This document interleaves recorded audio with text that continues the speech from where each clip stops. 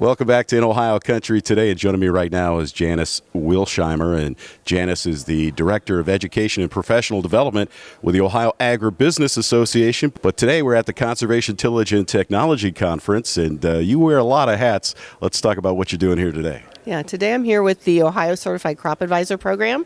I serve as their Executive Director. We've got over 500 CCAs in the state, and many of them come to this conference annually. Recently, you had a winner, if you will, or somebody who was recognized as the CCA of the year. Why don't you talk a little bit about that? Yeah, we were glad this year to recognize Clint Nestor with Nestor Ag LLC as our CCA of the year. We recognize one each year, so nominate your favorite CCA for next year.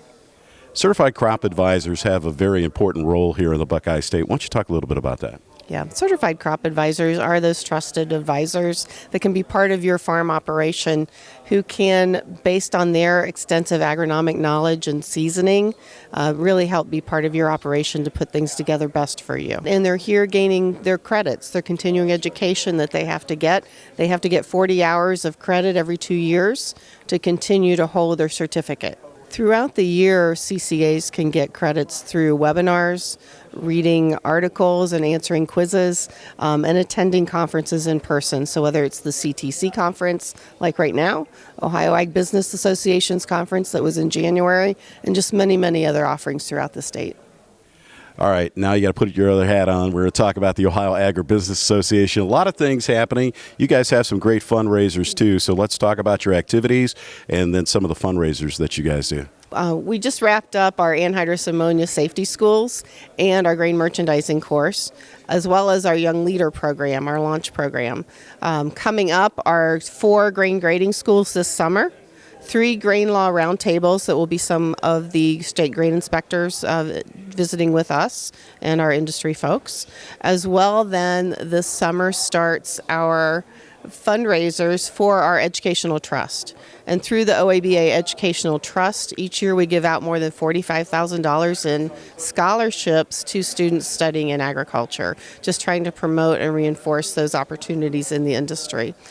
Coming up with our Ed Trust, we have golf outing fundraisers in June in Belleville, Ohio, August in Sydney, Ohio, and then a sporting clays event in September up at Cardinal at Marengo. So those things are all coming up. This fall, we've got our 4-hour technology review field day. That's going to be someplace different this year. We're going to be at the National Advanced Air Mobility Center in Springfield, Ohio, looking at a lot of precision ag, drone usage, licensing, as well as, again, all the 4 Rs. That'll be followed up by our FSR Agronomy College held out at Farm Science Review with the OSU agronomy team. Let's talk directly to some of those businesses out there and why they need to be a part of the Ohio Agribusiness Association. Well, I think it's important to remember that OABA is your voice, your advocate in the State House, and Melinda and some of our leaders just were in Washington, D.C. last week.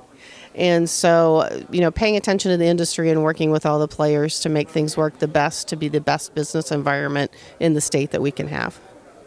Whether it's CCAs or the Ohio Agribusiness Association, you wear a lot of hats, and it's always nice to catch up with you and our good friends at the Ohio Agribusiness Association.